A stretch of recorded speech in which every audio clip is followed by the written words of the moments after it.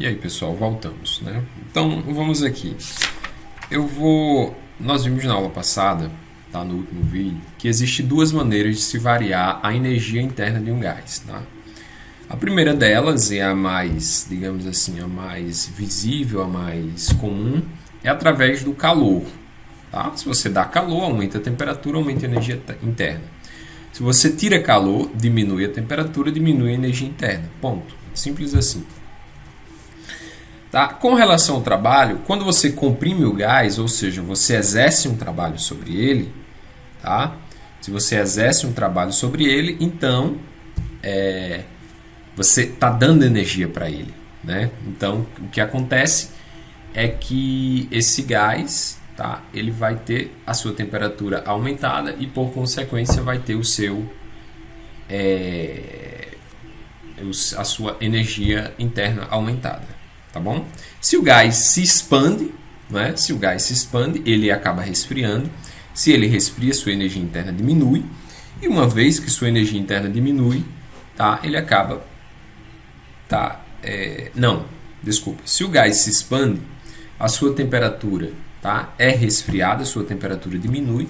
E uma vez que a sua temperatura diminui, a sua energia interna também diminui. Tá? Então, vamos aqui. Então, existem duas maneiras de se variar a energia interna de um trabalho. A primeira delas é através do calor, a segunda delas é através do trabalho. Pronto. Então, eu desenhei aqui 4 situações, tá? Aqui, ó.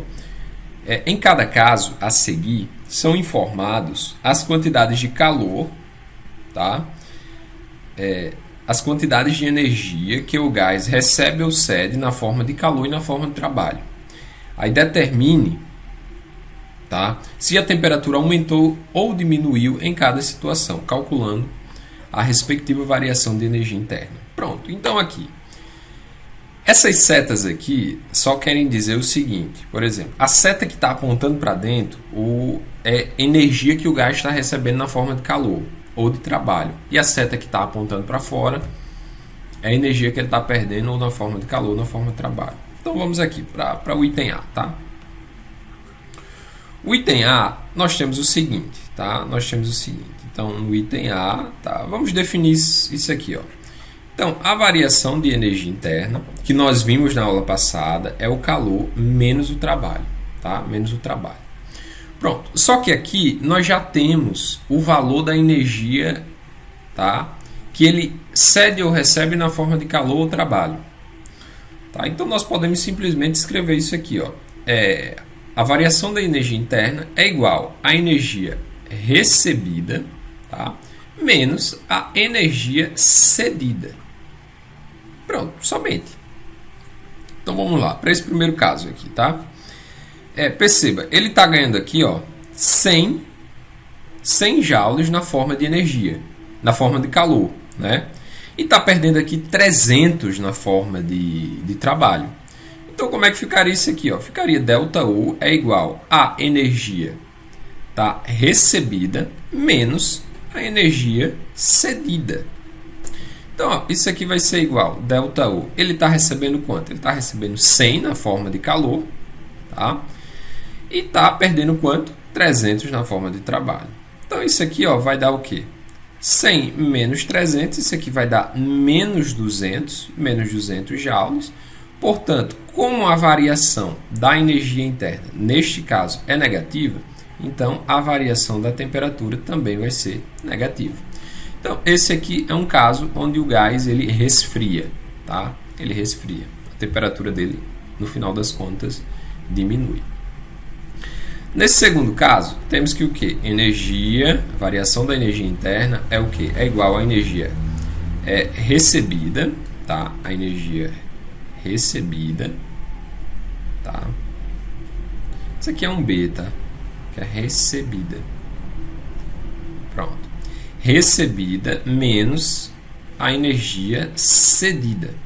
Então, isso aqui, ó, vai ficar ΔU igual. Quanto é que ele recebe aqui? Perceba que ele recebe 500, que é a seta que aponta para dentro, é o que ele recebe. Então, aqui ele recebeu 500 na forma de trabalho, só que ele perdeu 200 na forma de calor. Então, ó, 500 menos 200, isso aqui dá um ΔU igual a 300. 300 joules. Aqui é positivo, né?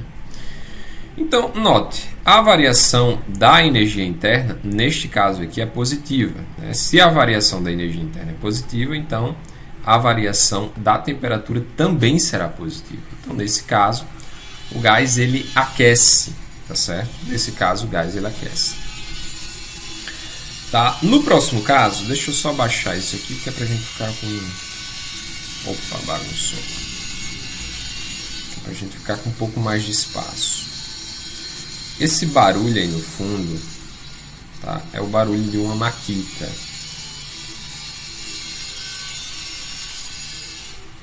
Tá? Acho que estão fazendo uma reforma aqui na casa do vizinho aqui, viu? Então vamos lá.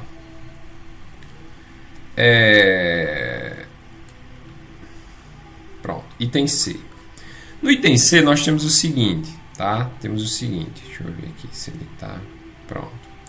No item C, ó, ele perde 200 na forma de calor e recebe e perde 300 na forma de trabalho, tá? Aqui ele só perde. Então, ó, o ΔU vai ser igual à energia recebida, tá? Menos a energia cedida. Então, ΔU é igual. Quanto é que ele recebe aqui? É zero, tá? Menos o que ele cedeu. O que ele cedeu é 200 na forma de calor, tá? E 300 na forma de trabalho. Portanto, ó, esse ΔU aqui ele vai dar igual a 200 mais 300 dá 500, então vai ficar menos 500 joules. Neste caso aqui, ó, a variação de energia interna ela foi negativa. Como a variação de energia interna foi negativa, então aqui nós temos o quê? Temos uma variação de temperatura que também é negativa. Ou seja, o gás ele resfriou aqui. Ele resfriou. Pronto, então, no item D, nós temos o seguinte. Deixa eu só baixar aqui mais um pouco, que é pra gente ver.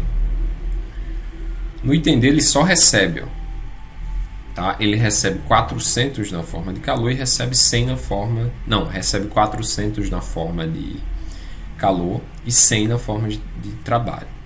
Então, como é que vai ficar? Vai ficar assim, ó, ΔU, tá? É igual a energia recebida, menos a energia cedida.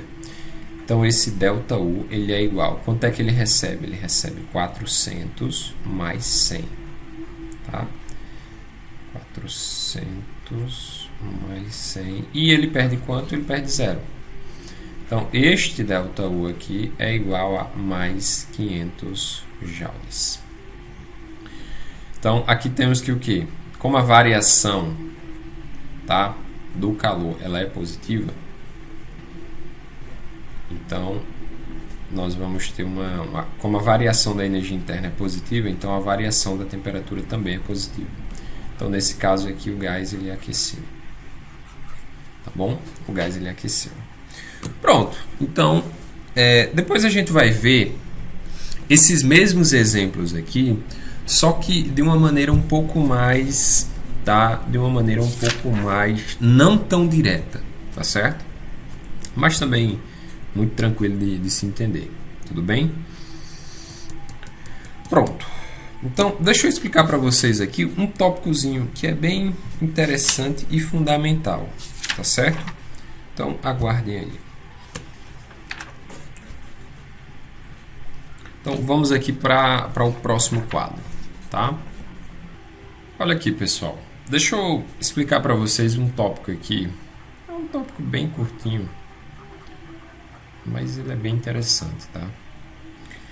Então, aqui, imagine o seguinte. Imagine que você tem um gás aqui dentro desse cilindro, né? O gás ele está aqui, tá certo? Só que esse gás, ele vai sofrer uma expansão, tá? Ele vai sofrer uma expansão. Lembrem-se que ele possui uma certa pressão interna, onde essa pressão ela produz uma força, né, que age aqui sobre esse êmbolo. Então, essa força do gás ela empurra esse êmbolo para cima, Tá? Então, antes o gás ele tinha um volume inicial VI, tá? E ele passa para um volume final VF, tá certo? Onde isto aqui, ó, é justamente a variação de volume, tá certo? Isso aqui é o ΔV, tá bom? Isso aqui é o ΔV. Pronto. Só que como é que nós podemos relacionar esse trabalho que o gás exerce sobre esse processo isobárico justamente com a pressão e a variação de volume? Tá? Então vamos entender aqui uma coisa. Bem, primeiro, o trabalho da força, né? O trabalho da força do gás, né? Que nós representamos assim, ou simplesmente assim, ó, o trabalho do gás. Ele vai ser igual ao quê? Ele vai ser igual à força que o gás exerce vezes a distância que ele deslocou o êmbolo, né? Se você observar, a distância que o êmbolo ele foi deslocado é esta aqui, ó. Esta aqui é a distância. Esta aqui é a distância D. Pronto. Distância D. Tá? Só que a pressão, tá? A pressão do gás aqui dentro, tá? Aqui nós temos podemos dizer que o gás ele tem uma certa pressão, e essa pressão que faz com que ele exerça uma força sobre esse êmbolo, tá? Esse êmbolo aqui ele tem uma área A, viu? Ele tem uma área A, tá? E lá das nossas aulas passadas nós vimos que a definição de pressão, tá? Pressão é justamente definida por força sobre área, de maneira que nós podemos escrever, tá, a força como sendo igual a pressão vezes a área. Só passar esse A aqui multiplicando, tá bom? Então fica o seguinte, fica o trabalho do gás, tá? O trabalho do gás vai ser igual a força do gás, tá, vezes a distância. Só que essa força nós podemos escrever como sendo a pressão do gás, tá? Vou botar somente o P, vezes a área, né? Força é igual a P vezes A vezes a distância. Só que, se você observar, esse D aqui, tá? Essa multiplicação aqui do A vezes D é justamente a variação de volume, tá? Que é a área que está aqui, ó. Essa área que está limitada aqui entre os dois êmbolos os dois êmbolos não, né? O mesmo êmbolo em duas posições diferentes, tá? É a área o volume que está limitado aqui. Então nós podemos substituir isso aqui simplesmente por ΔV, tá? Então podemos dizer que o trabalho do gás, tá? O trabalho do gás, tá, é igual a simplesmente a pressão vezes a variação do volume, tá? Pronto, então isso aqui é uma expressão importante para nós, né? Só que isso aqui só é válido para um caso, somente para um caso, que é o caso, tá, onde nós temos uma transformação isobárica, tá? Onde nós temos uma transformação isobárica. E de fato, se você lembrar, por exemplo, do diagrama PV, vamos lembrar lá do diagrama PV. Diagrama PV nós temos aqui, né? Temos aqui o eixo da pressão e temos aqui, ó, o eixo do volume, né? Como é que nós representamos uma transformação isobárica? Uma transformação a pressão constante? Nós representamos por uma reta, simplesmente por uma reta. Pronto, isso aqui é uma transformação isobárica, tá? Uma transformação isobárica. Essa transformação, ela ocorre de um volume VI, tá, para um volume, tá certo? Para um volume VF, tá? Para um volume VF. Isso a uma pressão aqui, ó, uma pressão cujo valor é P, tá certo? Cujo valor é P. Então, se você observar uma coisa, tá? Se você observar uma coisa, veja só. Essa área aqui, deixa eu pegar o cinza, esse cinza aqui, ó. Essa área aqui, como é que nós calculamos essa área? Tá? Como é que nós calculamos? Isso aqui é um retângulo, né? É um retângulo. É só nós fazermos base vezes altura. Acontece que essa área aqui, tá? Essa área, esta área, ela é igual ao quê? A base, só que a base vezes a altura. A base vai ser essa distância aqui, ó, de VI até VF. Só que isso aqui é, na verdade, ó, VF menos VI, vezes a altura. A altura é P. Então, isso aqui é o quê? A altura é a pressão. Então, isso aqui é o ΔV vezes P, que é a mesma coisa disso aqui, ó. Tá? É exatamente a mesma coisa. Eu poderia simplesmente escrever assim, ó. Tá? É só inverter. Vamos lá. P vezes variação de ΔV. Então, essa área aqui, pessoal, tá? A área abaixo dessa curva, tá? Ela é numericamente igual à pressão, ao trabalho do gás, tá? Ela é numericamente igual ao trabalho que o gás exerce, tá certo? Ao trabalho que o gás realiza. Tudo bem? Pronto. Só que isso aqui, tá? Apesar desta expressão ela só valer apenas para uma transformação isobárica, essa relação aqui da área do gráfico ela vale para qualquer transformação. Tanto é que nós poderíamos imaginar o seguinte. Eu vou apagar essa parte aqui. Não, deixei. Tá? Nós poderíamos imaginar, ó, uma certa transformação. Digamos que isso aqui é diagrama PV. Tá? PV. Agora imagine uma transformação aqui bem maluca. Imagine essa transformação aqui. Tá? Essa transformação. Essa aqui. Pronto. Eu não sei nem que transformação é essa. Eu só sei que é uma transformação que variou de um volume VI, tá? De um volume inicial até um volume final. Tá? E essa transformação ela tem aqui uma certa área, né, abaixo dessa curva. E eu posso dizer para vocês, tá, com todo grau de certeza, que esta área aqui, ela é numericamente igual ao trabalho. Então, não importa qual seja o processo no final das contas. Essa propriedade da área, ela vale para qualquer transformação. Tá? Qualquer transformação. Só que este aqui não. Essa expressão aqui só vale apenas para transformação.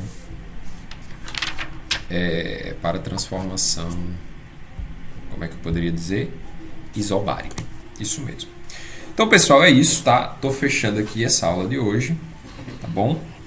E na próxima aula a gente discute mais algumas coisas, tudo bem? Então fiquem com Deus e até a próxima. Tchau, pessoal.